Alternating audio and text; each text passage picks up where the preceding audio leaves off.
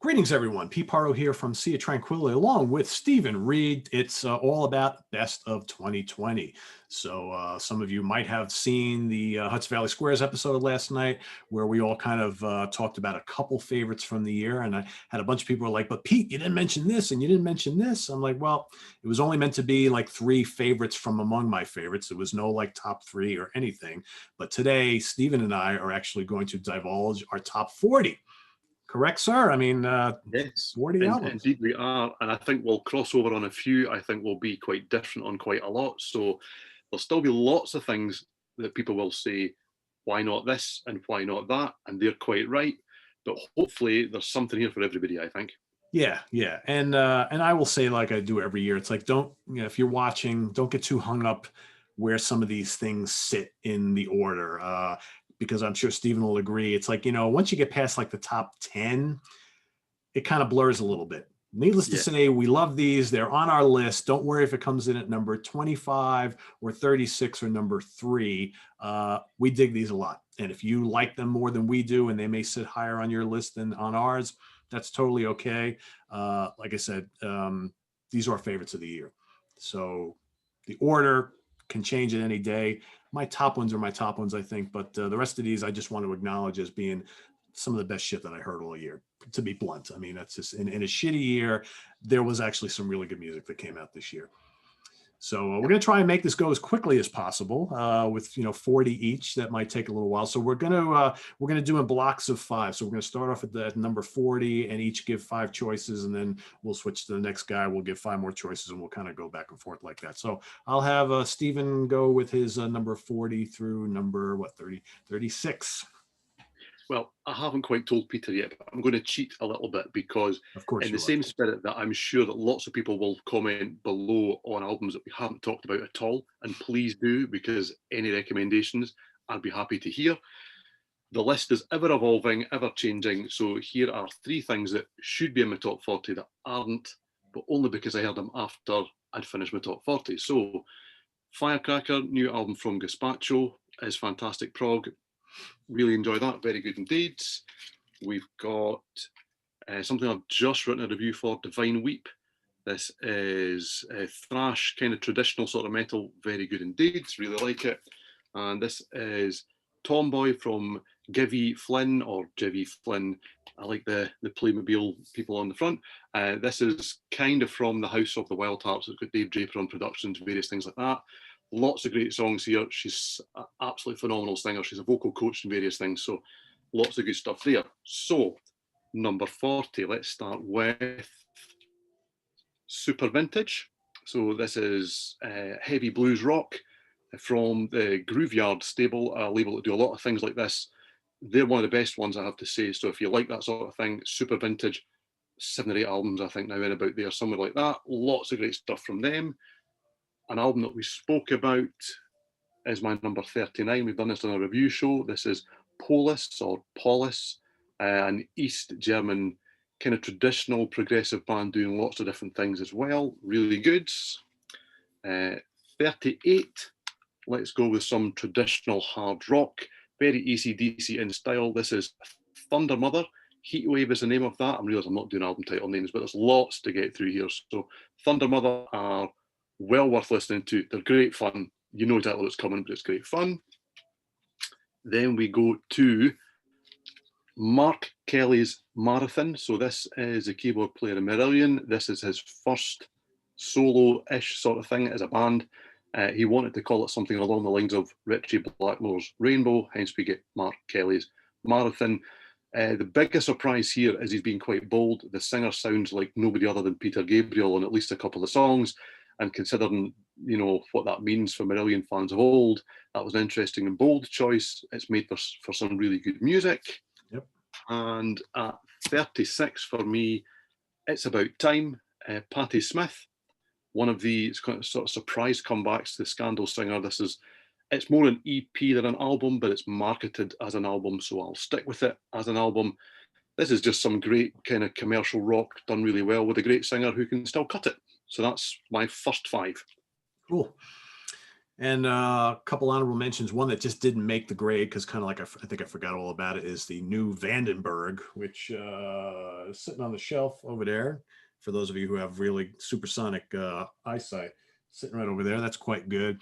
And Black Swan, which was another one of those new band projects on Frontiers with Robin McCauley and Reb Beach and Jeff Pilson and so on and so forth. And that's also quite good. So a couple honorable mentions there. Starting off at number 40 here is the long-awaited, much-missed band from New York, traditional metal, power metal band from New York, Hitman, Destroy All Humans, which came out this year. First album since 1993. Quite good. Really moody, kind of progressive, kind of power metal-y, thrashy at spots, really melodic. I dig that a lot. Number 39, another band that kind of went away for a long period of time and came back, Psychotic Waltz, The God-Shaped Void. All right, this is a Inside Out music release. Really cool, moody prog metal right there.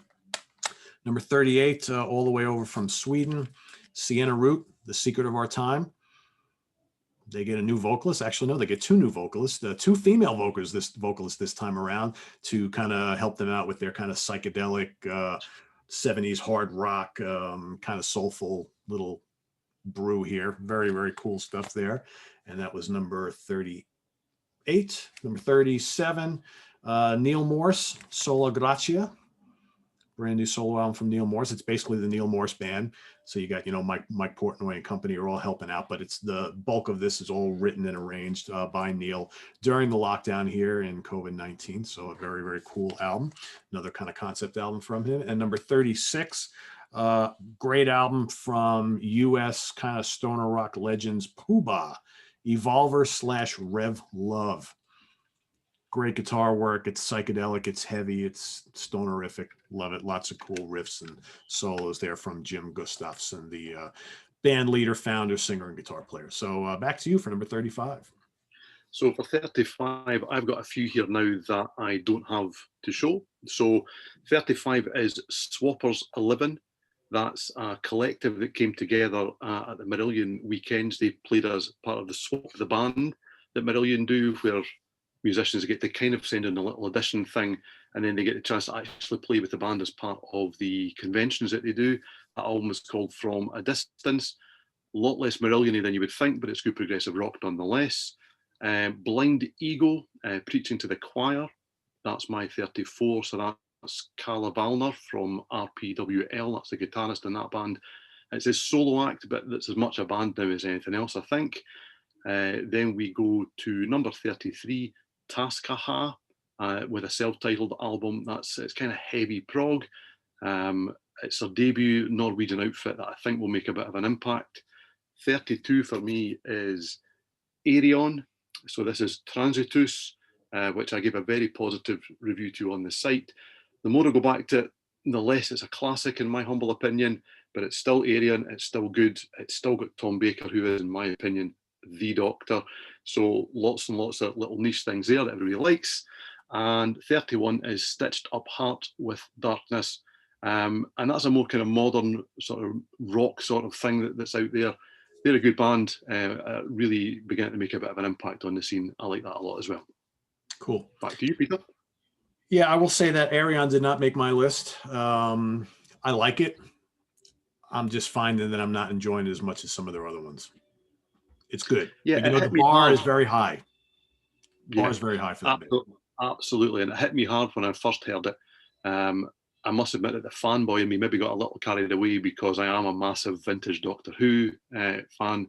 And Tom Baker was my Doctor. So the two together was just fantastic.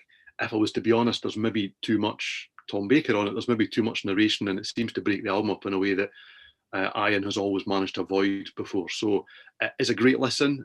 I think it's one I'll only go back to when I really want to sit and really tune into an album, because it's as much about the story this time as it is about the music, to me anyway. Yeah. Anyway, Yep. All right. Where are we? 35, right? Okay. Thrash metal veterans. Again, another band that kind of been away for a while. Heathen, Empire of the Blind, Nuclear Blast Records, kick-ass thrash album. I mean, these guys only have a couple albums to their credit. This is quite good. Like it a lot. Number 34, the Allman Betts Band, Bless Your Heart. Really cool, fun album from the children of Allman Brothers legends, right? Yeah, this is really good. Really good. Modern day Southern rock. Gotta love it. Gotta love it. Number 33, going to go with another Swedish band, Blues Pills, Holy Moly. Really good, just kind of like late 60s, early 70s psychedelic blues rock. Really cool female vocals, good hooks, cool guitar work, lots of fun. Number 32 from Norway, Motorpsycho, The All Is One, another sprawling 2 CD concept set from the band. Quite good. It's very proggy. It's kind of psychedelic. It's got little bits of stoner in it. Really melodic, just really, really good stuff. Great instrumentation. And number 31 for me, also from Sweden, The Flower Kings, Islands, another 2-disc set. A lot of music on here. Inside Out Records, Roy Stalton Company, once again, putting out a really good one. I dig it. Back to you. I really like that Motorpsycho artwork. That's very cool indeed. It's really cool. Yeah, it's really all their albums have great artwork. Yeah, I mean, just look at this. Oh wow, yeah, that's really cool. Yeah, that's fantastic. Love that. I hadn't seen that before. That's very cool. So number 30 for me is The Boss. It's Springsteen with Letter to You. I personally probably prefer the last album that he just did because it was a bit more vintage, a bit more retro in that sense. It's kind of had a bit of a 50s sound, but this is really, really strong, I think. Really like it. 29 is Reaper X with Rise, which is old school thrash from the UK, which is a bit of a misnomer because there's not much old school thrash happens in the UK, but they're a reasonably new band doing it very well. Number 28 is Glenn Bailey with Testament. There is actually some writing or something on there. Not sure anyone can see that in that light. Glenn Bailey kind of does very moody, atmospheric, hook-laden, sort of almost like Black a little bit, if you remember them. It's very different, but very good. 27 is the new album from Reb Beach, from Winger and Whitesnake, A View from the Inside, which is an instrumental guitar album, but it's not a shredding album. It is really, I mean, it needs lyrics to be songs, but their songs, I think, is very good. I like his solo stuff. He's done it a long time ago. There's some instrumental stuff, and it's very good too. 26 is The Dowling Pool. So this is Willie Dowling and Random John Poole. Willie Dowling is kind of an unsung hero for me. He's involved in lots of things. Great producer, great sounding. It's a bit like XTC, if anyone remembers them. I like them a lot. That is called See You, See Me. And I think that is me up to there. Yep. Nice. All right. Number 30 for me. Some rumors that this might be the last thing they're going to do. I don't know. We'll see. Fate's Warning, Long Day, Good Night. Another solid release, Metal Blade Records. I mean, these guys have been on a pretty good roll the last couple albums. I don't think I like this one as much as their last two, which I really liked a lot. I do dig this, though. Obviously, it's in my top 40. I just don't think it's quite as strong as those other ones. It's a little moodier, right? But still some standout tracks on here, and the band sounds great, as always. That's number 30. Number 29, Haken Virus. Continuation of a concept they got here. I like this. I don't think I love it as much as their last couple. I think, Steven and I kind of talked about that when we did our Haken album ranking, or maybe it's just that it's still kind of new and it hasn't really sunk in, but it's heavy, it's proggy, it's melodic. It's quite good. Quite good. Number 28, this probably could be higher, but I've had so much new music to kind of dig into that I really dig this, but I haven't listened to it probably enough as I need to. But Weltschmerz from Fish, did I say that right? Sorry. That'll do. It's not bad. I'll take that. Sorry, let me do it again. Weltschmerz from Fish. Is that better? That's it. There we go. There we go. Very cool album, double disc set. It's his most progressive thing in a while. It's really moody, very classy, and just really good rhythms and melodies and good instrumentation. I dig it. He still sounds great. He can still tell us a great story. And where do we go to 27? I lost track here. 1, 2, 3, 4. I got 2 more. All right. So trying to keep track of this is like ridiculous. All right. So number 27, Joe Bonamassa, Royalty. Get it? Royalty, recorded at Abbey Road Studios. This is a great album. I love Bonamassa. He's a great guitar player, great singer. I think he's concentrating more on the songwriting and his vocals on this one. There's still lots of guitar pyrotechnics on here, but I think this is more of like a true song album, which I'm totally cool with. Songs rock. There's some bluesy stuff on there, some more poppy stuff. It's really, really good. I almost put it above this one. I kind of lumped these two together because I like them just as much, and I always kind of listen to them together. Number 26, Walter Trout, Ordinary Madness. Probably for me, the blues album of the year, just beating out Bonamassa's album. This is great. And not only is this a great album, there's great guitar playing on here, great vocals, and he was such a great interview. I had to put him above Bonamassa just a little bit. So thanks for a good album, Walter. A good album and a really good interview. I really appreciate it. All right, back to you. And I think what I'm taking away from this already is how much great music I haven't heard yet. Because I mean, it's crazy. It's right? Warm. I haven't heard the Bonamassa yet. I haven't heard the Walter Trout yet. Wow, crazy. And it's been a good year for music. And my 40 was difficult to put together. And I'm already looking at what you've said and thinking, oh, right, okay, that's at least another 5 or 6 that I need to go out and make the effort to hear. So, and then you got to worry about how to find the time to listen to them, right? Yeah, absolutely. Because already 2021 is right here, and you got to worry about the new stuff. So it's hard. Well, the first couple of months, I'm still listening to last year's music. I'm always the same. I'm still reviewing stuff from last year, picking up stuff from last year. There's always a lot that makes me feel guilty that I didn't talk about it or list it or whatever at this time of the year. But you can only catch what you can catch. And as I say, the comments below, I'm genuinely going to read every single one on this because I want to see what everybody loved from this year that I haven't heard, just so I can catch up with everything else. Yep. So top 25 we're into now. Number 25 for me is, my light is not great tonight, Burning Witches. This is Dance with the Devil. This is just classic metal more than anything else. It's straight up, it's Dio, it's Accept, it's all of those things. All girl band, absolutely fantastic. New singer on this one, which is always a bit of a danger, but she's great, so it's really good. 24 for me, this was higher, it's moved a bit lower. Magnum have a tendency to release their albums very early in the year, so they often get forgotten about come end of year time. And I've got to be honest and say that I haven't had time to listen to all 40 of these again. So from memory, it's still in there. So 24, this is The Serpent Rings. It's Magnum being Magnum more than anything else. It's just, therefore, it's really good. Then we've got at 23, the comeback from Blue Oyster Cult, The Symbol Remains, which I really like. It's taken me a little time to get used to because Blue Oyster Cult done lots of different styles and lots of different things. First listen, I didn't find it very Blue Oyster Culty. I thought it was a little bit more frontiers friendly, shall we say, is maybe a good way of putting it. It's very smooth in places. Really grown on me, really like it. I think given time, it would maybe actually gone up a list. Number 22 is Lonely Robot. This is Feelings Are Good. So this is John Mitchell from Arena and It Bites and basically anything he fancies. He's on the new Fish album. He's got a very much a signature sound that kind of seemed to come through when he joined It Bites. This follows it in that very strongly, and therefore, in my opinion, it's very good.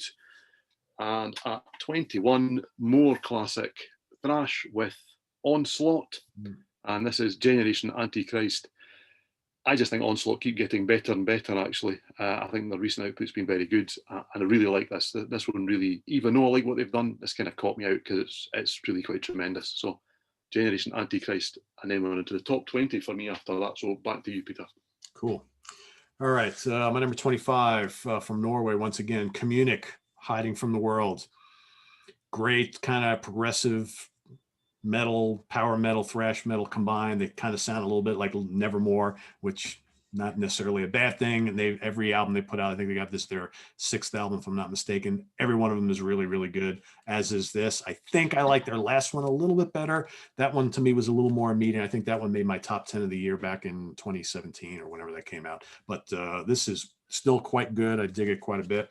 The one that I just could not find, that's buried here somewhere, number 24 is the new one from Pat Metheny called From This Place. Probably my favorite jazz album that came out this year. Just lovely stuff. I love Pat Metheny, and quite frankly, Pat Metheny really helped get me through the early part of COVID-19 pandemic, where everybody's just kind of like stuck at home. And I just started listening to that album and so many older Pat Metheny albums, and just real good, feel good jazz and great guitar work, and just an amazing musician. Number 23, speaking of amazing musicians, Derek Sherinian, the Phoenix. Derek Sherinian, of course, the keyboard player from Sons of Apollo, Black Country Communion, Extreme Theater. Great, great metallic proggy fusion here.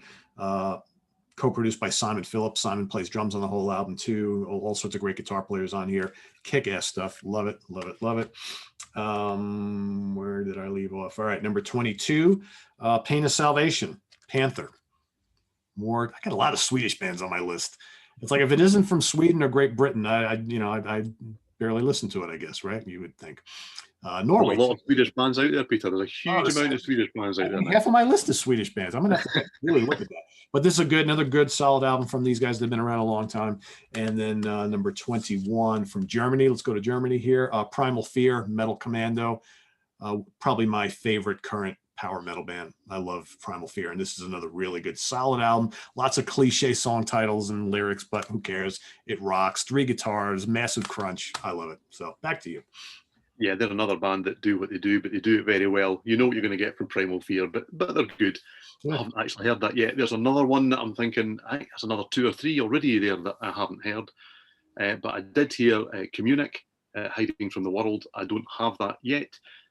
Very dark, very heavy in places, quite complex, quite difficult to get into, but once you do, it really rewards, I think. Really moody. Really yeah, moody. It is really moody. I found it quite standoffish to start with, but I've given it another 3 or 4 listens in the last couple of weeks, and it's beginning to draw me back now because there's an awful lot of depth in it. I really quite like it. Number 19 is Paul Morricone. That's Cruel Designs. He is a member of Scaramanga 6. This is a solo album from him, and this has only just come out in the last couple of weeks. I've not actually got the CD through yet. It's on order, but I bought it on Bandcamp Day a couple of weeks ago, which was not good for my bank balance, but don't tell anybody. He's a bit of a crooner on this. It's a little bit different from the main band, but he's got a great voice, great atmosphere. It's very 70s in places. Really like it. Number 18 is F8 from Five Finger Death Punch, who just do aggressive music just fantastically, but this is a little bit more nuanced as well. Really quite like this. I think it's a real strong album from the band. I really like what they're doing here. Number 17 is South of Salem, with arguably the best pun album title of the year, with The Sinner Takes It All. So it's not an ABBA tribute. It sounds like it should be. It's just really clever hard rock with a little bit of metal thrown in. I really quite like that. It's really taken me. And number 16, which I've only listened to in recent weeks, actually on the back of the review that was on SOT, which I'm about to add to quite soon, is Punching the Sky from Armored Saint, who have really, really hit their stride again in recent times. I think their last 3 albums are fantastic. I think the production on this one is quite clever. It's a little smoother, and it's changed things a little bit, while still sounding exactly like Armored Saint always do, and I really like that. So I think that it's another one, given time, might have climbed a little bit higher, but I only heard it a couple of weeks ago. So that's my number 16. Cool. All right, my number 20. Last from the past, Nectar, The Other Side. I honestly didn't think I would like anything they would do after, Roy Albrighton, their founding member and guitar player, vocalist, and songwriter, died. But you know what? It's pretty damn good. I like it a lot. So that's my number 20. Number 19, Alcatraz, Born Innocent. I also think this is a fun album, right? It sounds like classic Alcatraz. Of course, they released the album, and then Graham Bonnet leaves and starts up his own version of Alcatraz, and the rest of the guys decide to continue on as Alcatraz. So now we have 2 Alcatrazes, just what the world needed, right? I don't know. Can't figure this stuff out. No, it's not. Can't figure these guys out. Number 18 from Tennessee here in the U.S., Glass Hammer, Dreaming City. Really cool album. I basically love everything these guys do. They have perennially been in my top end of the year list year after year after year, or a year that they release an album. Just really good U.S. prog. This album's a little bit heavier for them, so kind of a little change of pace here. New singer too, so concept album's pretty cool. I dig it. And let's see, that was number 18. Number 17, Sirith Ungol, Forever Black, another old band from the 80s that kind of, after the early 90s, they kind of disappeared off the face of the earth. They're back. Really good, like classic US metal, elements of doom, elements of thrash, but it's just really, really cool stuff. I dig it. quite a bit. And then number 16, how about the new AC/DC Power Up? No surprises here. It's an AC/DC album, but right album, right time. I think so many people are just digging this because this year has just sucked so bad, and here is like something familiar and ballsy and kick ass, and I like it. I think it's a good one. Back to you. I haven't heard it, believe it or not. I've heard Really? quite a lot of it, but I haven't actually heard the whole album. I feel like I've let myself down there, Peter, to be honest with you. How can I get to the end of a year that AC/DC have released a new album and I have to admit that I haven't heard it? So I'm probably going to go and listen to it as soon as we've finished this and announce it as my number one afterwards. No, I won't. So number 15 for me is the new one from Vanden Pla, The Ghost Experiment Illumination Part 2, which is a continuation of Part 1, funnily enough, but it is a little bit different too. I think the mood kind of changes a little bit. I think the pacing of the album changes, but it's Vanden Pla, and they've always been near the pinnacle of kind of the progressive metal side of things for me. Really like them. Number 14 shows that I can still be influenced by my daughters. So this is Nothing But Thieves. See, cassettes are in, everybody, or so they tell me. So they must be, because my daughter bought one. This is a CD as well. This is Moral Panic. It's not often I'm going to actually list something and talk about something that's played on the radio here in the UK, but some of the stuff has been played on the radio in the UK. They're just quite sharp rock music, I think. The singer's great. The hooks are there. It's great to know there's stuff out there that is actually ticking boxes, I have to say. They're well worth checking out. A little bit of a sleeper on that one, I think. Number 13 is The Mighty Handful, who are a very eclectic band who like to do 70s retro prog space. They released a 5-part album across 5 EPs not that long ago, and it really was quite an exercise. I mean, it was just a phenomenal bit of storytelling set to music. The music was very eclectic, very exciting. The album itself, which is called Touchy Subjects, much more 70s, much more focused, and I think is an album it needed to be. I think they deserve to have people hear about them more than anything else, because they're just totally unknown as far as I'm aware. Number 12 is one that I went and listened to purely in the back of speaking to yourself not that long ago, which was the new one from Wobbler, which I knew was out, but it passed me by. That is Dwellers of the Deep. I think that's the best kind of classic symphonic prog album of the year. That's the one that's really ticked the boxes for me. Same again, I don't have it, haven't heard enough of it, but it made a huge impact as soon as I did, and it's drawn me back quite often. Lots of stuff being released in the last couple of weeks, last couple of months. This has been very, very difficult. Number 11, therefore, for me, is the new soul album from CJ Wildheart, who's obviously the guitarist in the Wildhearts. This is Siege. It's only about 34 minutes long or something like that. Oh, this is heavy. This is angry. This is an album for this year. It's political. It doesn't apologise for anything. It's definitely, for me, up there with the best things he's done outside of the band. Some of the best stuff that I think he's done in general. It's really strong, really angry, really like it. And I'm going to listen to this a lot. It seems very apt for the time, put it that way. Back to you, Peter. All right. Number 15, Elder, Omens. Really cool kind of psych stoner band. A lot of prog happening with them now. Long songs, a lot of cool riffs, just a really cool kind of, it's almost like space rock in spots. Really, really cool stuff. I dig this quite a bit. So that's number 15. Number 14, Southern Rock Legends, The Outlaws, Dixie Highway.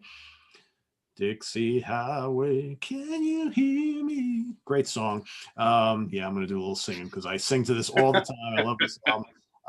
It's pretty much the Henry Paul band now, going under the name of The Outlaws, but quite frankly, what's going to draw more, sell more? The Outlaws, right? So, but either way, you got all the guitars, you got the great memorable songs. It's a lot of fun. Number 13, I'm going to go with Magnum's The Serpent Rings. Like Steven said, it came out really, really early in the year, and I kind of almost forgot to include it. gee, where have we heard that before, right? Seems like every year it's like, oh, that's right, there was a Magnum album that came out back like Yeah. 12 months ago, right? Or 11 months ago. But yeah, I mean, it's kind of more the same. It's great. There's lots of hooks and great instrumentation, good riffs, great vocals, great artwork. I mean, you can't really go wrong there. We're going to go number 12. Van de Plas, The Ghost Experiment, Illumination. One of the best progressive metal bands going today. Another, continuation of part one, big concept piece. They love doing concept albums. The drummer told me so himself like a month ago, and they're going to probably continue to do that. So, and it's just so well done. Gotta love it. And then my number 11, this might have ranked higher, but I only just got it like 2 weeks ago because, another band that likes to do, it's where Magnum likes to release things early in the year that you almost forget about. Cats in Space like to release things right at the end of the year, so you almost can't include it in your list. But Atlantis, this is, feel good 80s, rock and roll. I don't know, whatever you want to call it. If you love Boston and Queen and Styx and City Boy and 10cc and Journey, huge hooks, big guitar riffs, very cool keyboards, melodies to die for. Great production. It's just a fantastic album. A lot of fun, great artwork. So that's my number 11. Back to you. So top 10. My number 10 is the new album by Paris. It's Use Me. I really like this band, I have to say. Been to see them a couple of times. The lead singer is just outstanding. She's absolutely brilliant. She also plays drums. She writes the music. She's just fantastic. I think this is almost as good as kind of mainstream rock, kind of pop, kind of commercial. As I say, we went to see them and I didn't feel old, but I certainly was one of the older ones that was there. I think there's a real cross section that this would appeal to. One of the newer bands that I would definitely suggest people give a chance to. Number 9 for me, Peter's just spoken at length about it, and I'll agree with every word that he's said, because that's Cats in Space, Atlantis. We both had a chat the other day about this one on one of the shows in length. Well worth a listen, because thankfully we had lots of positive comments underneath that video, because people are loving it and actually going to listen to the album on the back of that and liking it, which is always great to hear. Peter said it all, really good, really good. One that I spoke about earlier in the year in one of the review shows that we did at number 8, which is the comeback from the Pure Reason Revolution. This is Upnea. This band started out very much as a Pink Floyd sort of extension with their sound. They then moved more into electronica, and they then kind of had done a variety of things, then disappeared. And they've come back and kind of combined everything and moved things along a little bit too. It sounds current, but it sounds retro. I had high hopes, but a little bit of worries when they came back after such a layoff. Really like this. It's very good indeed. Then for me, at number 7, we have Auto Reconnaissance from The Tangent. The Tangent are what they are. They do what they do. It's very, the artwork is fantastic. That's a great cover. Yeah, I love it. Isn't it just? And the whole booklet and everything is just, as it always is from this band, just very smart indeed and well put together. Andy Tillison, who is basically who this band is, everything revolves around him. He's another fantastic storyteller, and that's what this album is. I love some of the humour that's involved in this album as well. He's got one of the tracks, if I can find it on here, Jinxed in Jersey, is literally a tale of him walking from somewhere a long way away from the Statue of Liberty to the Statue of Liberty. And it's all about that walk that he takes and the people that he meets and just the journey. He puts on silly voices, but he acknowledges that he puts on silly voices. It's nobody else is doing anything like this, I don't think. And I think it's one of the strongest albums, I have to say. And I like that band a lot. And at number 6, another one I've only listened to quite recently, which is Through Shaded Woods by Lunatic Soul. So that is Marius Duda from Riverside's, well, you would say side project, but I think this is a 4th or 5th album now. So they're really, although it's basically him, it's a bona fide band now, you would have to say. It's deep and it's dense. Through Shaded Woods kind of tells you all you need to know in terms of the title. It's a very intense album, and I have to say it's kind of touched me quite deeply in recent times, and it's dominated my listening more than I had anticipated that it would. and it's would have pushed into the top five, but looking at my top five, it's so strong. That's why it hasn't. It has to be said. It's been a really good year, and I think my top five is just outstanding this year, in my humble opinion. So number 6 was Lunatic Soul for me. I've heard a lot of good things about that Lunatic Soul and about the Tangent album, and I have listened and loved almost everything they've ever done. And again, that's one of those albums that I remember seeing that promo come into my inbox, and I just never got to it this year.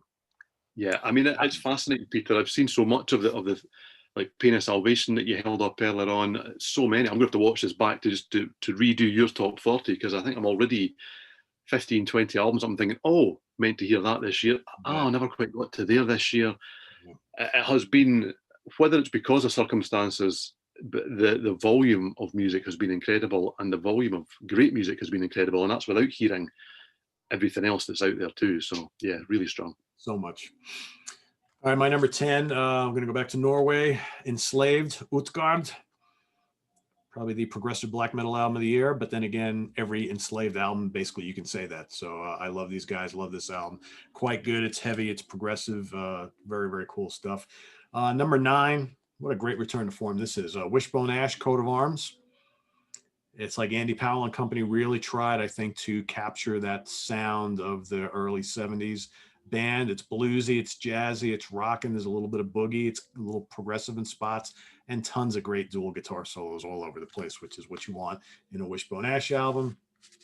Number 8, it seems like every release these guys and gal throw out there winds up in my top 10. I really like this band. We talked about these guys on the Hudson Valley Square show last night. Probably for many people, the name of the band stops them in their tracks and they will never listen to them. And that's a real shame. I'm talking about Lucifer 3. What a great band. I mean, they're just like 70s style hard rock and 60s psychedelia mixed in together, a little bit of kind of occult rock thrown in there. Great female vocals, great riffs, Swedish and German kind of combo thing here. But a lot of people see that name and they're like, satanic band, I want nothing to do with it. Meanwhile, they're not at all, right? But it's just a shame, because I think they would have a lot of mainstream success if they had a different name. But what are you going to do? All right, my number 7, Armored Saint, Punching the Sky. Love this album. I have really loved their last 2, their last 3. Honestly, if they ever put out a bad album, I don't think so. And man, John Bush still sounds fantastic. The riffs are great. The songs are epic. Like you mentioned, cleaner production. I don't mind it. I just think it's really potent. Some great songs on here, and this might even inch its way up higher when it's all said and done. And then my number 6 is once again from Norway, man. Wobbler, Dwellers of the Deep. Great album. Probably, I'm looking at my, other than one other, my pure prog album of the year. It doesn't get much better than this. Long songs, Rickenbacker bass, like looping guitar lines and Hammond organ, Mellotron and Moog synthesizer. Great vocals. Love it, love it, love it. Back to you for the top 5. Yeah, that Wobbler album really has hit me hard as well, and it's made me realise that I probably haven't appreciated that band enough over the years. It's actually made me go back and delve through the catalogue a little bit, and made me realise that I like them more than I realised I did, and I already liked them. So that's a great album. And yeah, that Armored Saint album, the production, to me, that's almost the star, because it stopped me in my tracks a little bit. You put on the last couple of Armored Saint albums, When Hands Down and things like that, and you think, these are great. It's Armored Saint doing what Armored Saint do, but I think being a little daring at this stage in their career without losing their essence, that's really clever, I have to say. So top 5 for me. So number 5 is The Pineapple Thief, with the fancy all singing, all dancing version that I've got of Versions of the Truth. I just think that this band have just got stronger and stronger. They've maybe got less progressive as time has gone on, a little bit more melancholic. Live, they're just captivating, fantastic. And of course, they've now got Gavin Harrison on drums. In the US, I believe they actually bill themselves as the Pineapple Thief with Gavin Harrison, and I understand why, because he's all over this. If you like, star, yeah.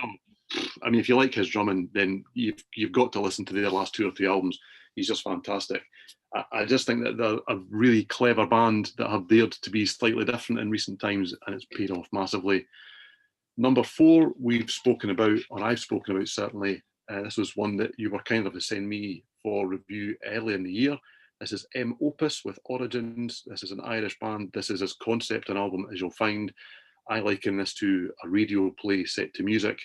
The dialogue is first class. The acting is outstanding. The music is absolutely fantastic, but they bring it all together. There's humour in here, but there's a really good kind of futuristic time travel whodunit story travelling through it as well. Absolutely fantastic. Number 3, which you've said better than anybody could, Peter, is Weltschmerz by Fish. I love this album. I thought when I first kind of heard it, it would probably end up being my number 1.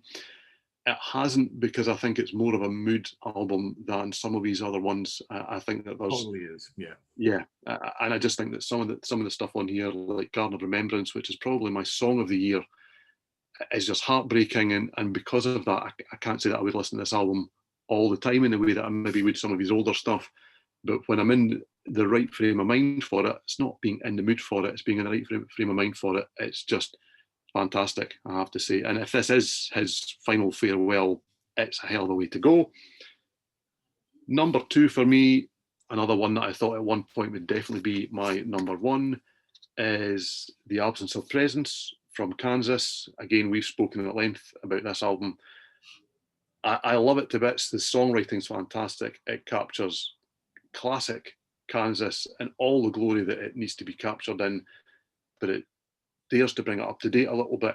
That's maybe why it didn't nudge into my number 1, because the more I go back, the more I do find the mastering just a little bit sharp for my ears. But that's on a scale of complaints. I mean, I can't even get my fingers close enough to make it a small enough complaint, you know? So it's an absolutely fantastic album. And if you like Kansas and you still haven't heard this, and you really are missing out, put aside any preconceived ideas about how many original members are left and classic guys are here. This is a great, great album. And again, I've spoken about my number 1 at length on a review show quite early in the year, but I keep going back to Masters of Illusion from Magenta. I just absolutely adore this album. I just think that it's beautifully poised. I think that the performances are fantastic. There's a little bit of a concept idea that's all about, you know, classic horror actors from the past, but it's just, I think it's beautiful, but it's also memorable. It's hook laden, but it's complex. And no matter how much further down the year I've gone, I keep going back to this. I think every week I've listened to at least bits and bobs of this, and it just pulls me back in. And there was also a bonus disc that came with it, which is every bit as good as the album. I think you have to buy them separately, can't remember. But if you do get one, get the other. There's reworkings and sort of remixes, new stuff and old stuff. But I can't extol the virtues of this album enough. I could bore you for the length probably of the entire show that we've done here just on this album. So I'll stop there and let Peter do his top 5. Cool. Who would have thought, like when we were doing that show all those months ago and you were, you know, really talking highly about it, that it would wind up being your number 1 of the year all these months later, right? Yep. I don't actually think at that stage that I anticipated that. I knew I loved the album a lot at that stage, and I was playing it a lot at that stage. But it's one of those albums that I try and put it away. I try and file it away in the racks, and I think, no, I'm going to leave it out. I'm going to leave it next to the CD player and play it again. I'm going to take it out in the car again. And that's why I ended up number 1, because I think it's probably my most played album of the entire year. Well, that's what it comes down to. And I think like my top 5, really my top 10, I always, because there are times where you may like for us, because we're rating albums and reviewing albums, we may give something like a 4, 4.5 or 5 rating.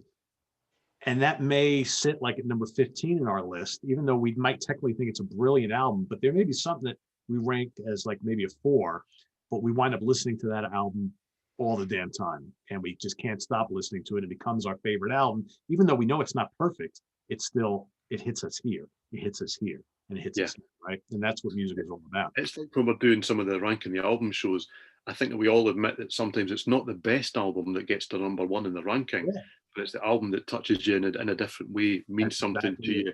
Magenta maybe just hit me at the right stage. It hit me right at the start of lockdown here in the UK. And it became very much a companion of mine during that stage. Yeah. And sometimes those albums can become very much like a part of that time, but this one has travelled with me through the year and seems to still fit for every mood and every moment. I haven't once thought, oh, well, I don't think I will put that on because I'm not in the mood for it. every time I see it, I think, oh, I really just want to listen to that again. So Yeah. that's why I got to number one. There you go. And my top five are very much in that line too. So my number five was released very early in the year. And I remember when it came out, I'm thinking to myself, this is probably going to be my favorite heavy metal album of the year. And here we are all these months later, and it's my favorite heavy metal album of the year. The New Testament, Titans of Creation. I just absolutely love it. I loved it then. I love it now. I listened to it all throughout lockdown, this whole nonsense that we've been through this year. And it's just maybe it's a little long, right? Like because some people have said that, but I still think there's some terrific riffs on here. Chuck Billy sounds great. The solos are great. The songs are heavy, headbanging, thrashy, proggy in spots because it's pretty complex. So I really dig this quite a bit. And of course, my phone is ringing. So hold on a second here. Something's wrong when it says on your caller ID from Hurricane Blue. Sorry, I don't know a Hurricane Blue. I don't know about you, but man. I haven't heard their album yet either, Peter. Hurricane Blue, yeah. Great band. They're phoning where do we rank in the top 40? They're not making on my list today, I'll tell you that. Here's another one. So this is, my favorite band of all time, and I really dig this album. Arguable where it sits in their last three, because Bob Ezrin has produced their last three. Of course, everybody knows I'm talking about Whoosh by Deep Purple. When it came out, loved it a lot, still love it a lot. I was sitting there thinking, like, wow, where's it going to sit at the end of the year? But, there were a couple albums that I think I enjoyed a little bit more, a little more longevity for me, but I still dig this quite a bit. I love the fact that my favorite band at this stage of the game is still putting out great albums. And we all thought this was going to be the last one. Then wouldn't you know it, like a month ago, they're like, oh, we're going back into the studio to do another one. I'm like, yes. So good news for me being a Deep Purple fan. So that's my number four. My number three, this is the last band I saw before the pandemic hit. And I love their debut. I don't think I love this one quite as much as the debut, but I still really dig it a lot. It's the second album from Sons of Apollo, MMXX 2020. It's great. It's just a really good progressive metal album from a bunch of superstars, and we all know who's in the band. Jeff Scott Soto singing great here, Mike Portnoy, Billy Sheehan, Bumblefoot Thal, Derek Sherinian. It's great. And they were great live, but they were ridiculously loud. But that's a story for another day. But yeah, I love this album quite a bit. That's my number three. My number one and two were really hard because I love these pretty much equally. But again, it came down to, well, which one did I listen to more during the year? And sorry, Kansas, but you're coming in number two today. Just like for you, this is a great Kansas album. This is really good. This is, I wish more bands this late in their career could put out something this good. It's classy, it's melodic, it's the most progressive rock, thing they've done in a long time. And just like you said, you know what? You only got two original members in the band, but so what? Half the band has been in the band for decades, and then you got two new guys, but all together it still sounds like Kansas to me, and that's what it's all about. And the spirit of the band is still here, and the songs are great. I don't really mind the production too much, but I know other people I've talked to also think it's a bit kind of loud in spots. But I totally dig it, and I also don't mind the album cover art. I know some people don't like it, but my number one, I never expected this. Sometimes, and let's make no bones, this is a legacy band. Sometimes we wait for a new album from a band we love for a long time, a really long time. And then when it comes out, we're kind of disappointed because it doesn't quite sound exactly like their classic stuff. And I think when this album first came out, I was excited beyond belief that I finally got a new album from this band after so many years, like 17 years or something like that, that I was like, all right, let me anticipate possibly being a little disappointed. And then with the first listen, I was like, you know what? It's really not what I expected, but it's great. And I found that it's got so many different styles, so many different flavors. You got three guys singing in the band, just like they always used to do, but you got a lot of new members now who are actually not new anymore. They've been with the band a long time. The two classic members still kicking ass. The new guys are just kicking ass. It's The Symbol Remains from Blue Oyster Cult. And I can't stop listening to it. And it's like, there are people who are like, well, It's not quite heavy enough throughout the whole album. But then when you really think about it, were Blue Oyster Cult ever about just being heavy throughout an entire album? No. They threw pop stuff in there, threw a little psychedelia in there, a little boogie, right? A little bit of progressive rock, lots of hard rock, and a little bit of metal. And that's exactly what this has. It's just so many great songs. And just when you hear a bone crunching song, then they do a cool kind of like, real catchy kind of rock and roll number. Then they go back to doing something heavy. Then they throw some psych at you. Then there's a little bit of pop. I mean, and there's a lot of humor, as all the Blue Oyster Cult albums have. And I just think it's absolutely dynamite. It's an hour long, which originally I was kind of like, oh, that's a long album, but it goes by quick. Every song is memorable. So that's my number one of the year. Didn't expect it. Really didn't expect it. I really thought before this came out that either Kansas or Sons of Apollo or Deep Purple or maybe even Testament was going to be, one of them was going to be up there. And then this came and just kind of blew me away. So I'm so happy to have them back. Yeah, I've seen a lot of love for it. Certainly, Fireworks magazine, I think that was album of the year. So that was the consensus of the whole writing team putting in their votes. It hasn't quite touched me quite as deeply as that. Maybe took me a little bit more to get over. It sounds a lot more modern than I anticipated, I think. But then again, why shouldn't it? Because it's 2020. I agree with you. I don't know if it's a bad thing. Yeah. I mean, I think probably it would have been much easier to criticize it if it sounded like it was 1978. Do you know? Because it isn't. It's as simple as that. And although the Kansas album picks up all the themes from classic Kansas, it doesn't sound like a 70s album, and it shouldn't. Right. Do you know? But the thing for me with it was maybe just a little too smooth in places for me to really grasp on it early on. So much music out there, I have only listened to it maybe 5 or 6 times, but that's enough to have put it quite high in my top 40. So I think given time, it's going to go up the way. And what struck me about it, and it has been a few albums this year, but what's really struck me is they sound like they're having fun. And, I think for a band to have been away for so long and to come back, and the writing has been split between them, and having read a few interviews, that they have taken on board some new ideas and various things. But there doesn't seem to be any sort of, we've been kind of badgered into this or anything. That it sounds like a band that are just kicking it out and going, do you know what? Why is it taking so long? This is great. And I got to say, you hit the nail on the head. And I got to say, how cool is it that, for me specifically, I'm going to say bands here, because how, like Blue Oyster Cult, Kansas, Deep Purple, Wishbone Ash, Armored Saint. I mean, the Outlaws. I mean, these bands are making albums, and they sound like they're enjoying making albums and not just making an album to make a buck. Right? That's it. I mean, I think in recent times that I think that the media have had a tendency to get carried away with some of the kind of heritage act albums. I think like Black Sabbath's 13, the one that always stands out for me, the reviews were just outstanding. And I got myself really excited about that album, bought it and kind of thought, well. And I think there's been an element of that, but there are a lot of albums this year from bands that really have no right to sound as hungry and as excited about their own music as they seem to. And I think it's making it harder for the younger bands to get a look in, but that's because they've got to match what the older bands are doing. And some can, and some can't. And I think it's maybe brought into focus for me a little bit that we have gone through maybe not quite so much the last 5 years, but we went through a period, I think, for maybe 10 years before that. There was a lot of projects. There was a lot of people kind of thinking, how do I make my way in the music world? And, releasing 6 or 7 different things a year.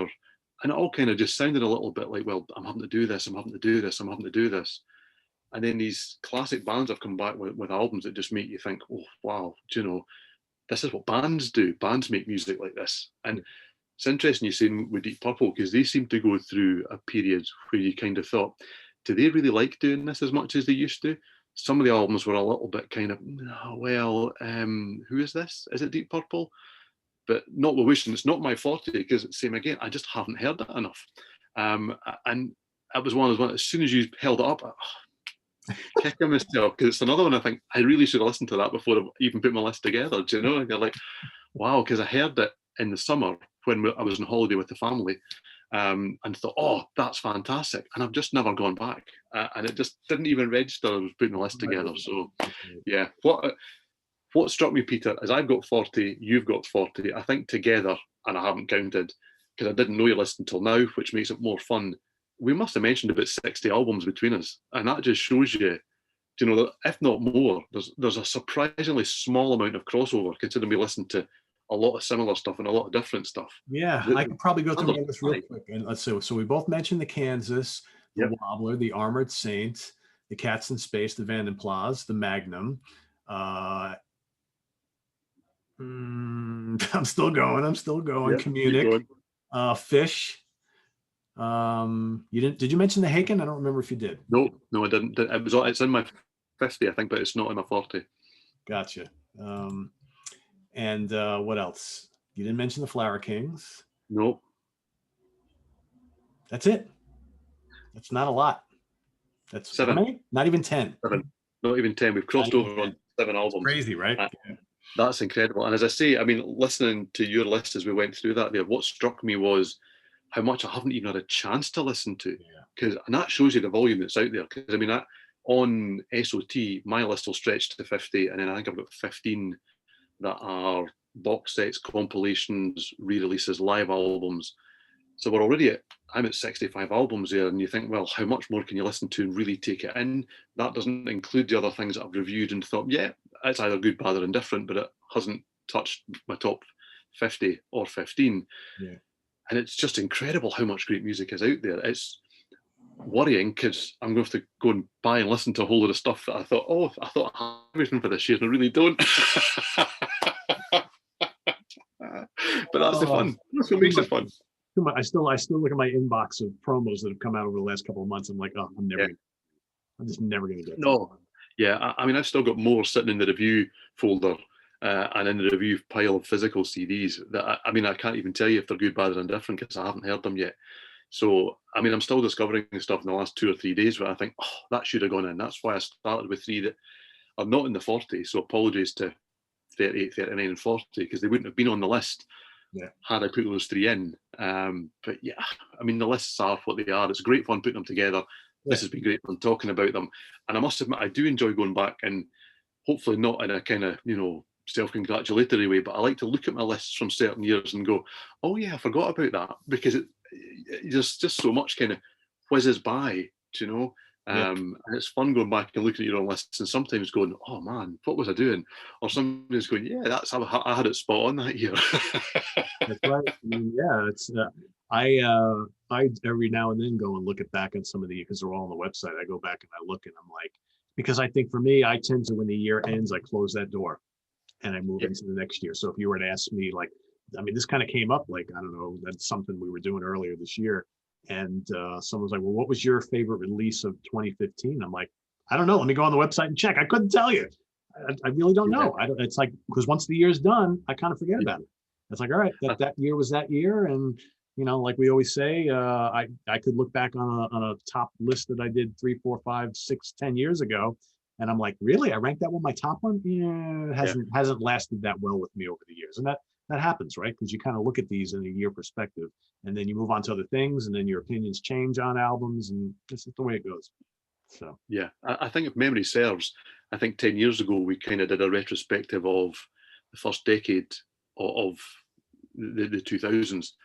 And I found that remarkably difficult to try and place albums from those times into a list. It'd be interesting to do maybe the last 10 years as well, and also remarkably difficult, and see how things have aged even in that short space of time. Because even when you do your end of year list, you always look through it and you think, as we both said, I thought that would have been higher or I thought that would have been lower.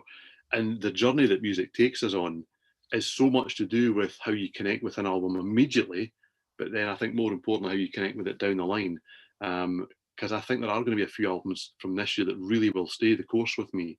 And that's been a big thing for me, is there's been albums that have really touched me this year. And yes, it's maybe been circumstances, but every year has circumstances and every year there's music that touches you. I just think this year has been remarkable. And for me, looking at my top 10, remarkably progressive as well. Not all the same prog, but remarkably progressive. The standard in the genre is just off the charts at the moment. Yeah. My list, surprisingly, this year, when I look at past years, I listened to very little extreme metal this year. There's almost hardly anything on my list. Not because I don't like that. I love extreme metal. I don't like tons of it, but I just did not get to listen to a lot of the albums that normally from bands I normally would have. I mean, I think Enslaved is really the only one on my list. Yeah, and that's one I kicked Arguably myself about called not being. Sirathungal, right? They're kind of Yeah, they're in halfway there. there. It's weird. A lot of progressive metal, a lot of Yeah. progressive metal, a lot of legacy bands. So we'll see. Next year, probably my top 10 will all be death metal bands. Who knows, right? But that's the joy of it. That's the joy of it. It's different every time. That's right. That's right. So everybody, there you have it. Top 40 from the both of us here. Let us know your top 10, your top 20, your top 40, whatever you want to do. And if you think we missed anything really spectacular this year that we should go check out, please do that as well. And check us out on the website at www.seaoftranquility.org. We're on Facebook. We're on Twitter. Of course, we're here on YouTube. All the damn time. There we go. I'm waiting. I'm like, oh, there's the damn time. There's an echo coming through. All the damn time. There we go. All the damn time. That's right. That's you, yes. So I want to thank Steven for joining me here today and going over some favorite releases of the year and kind of put a cap on the year. So there you have it, everybody. You've been waiting. Here it is. So I hope you enjoyed this last hour of chit chat about the great albums of the year. And we'll see you real soon, right? For Steven Reid, I am Pete Pardo. Good night, everybody.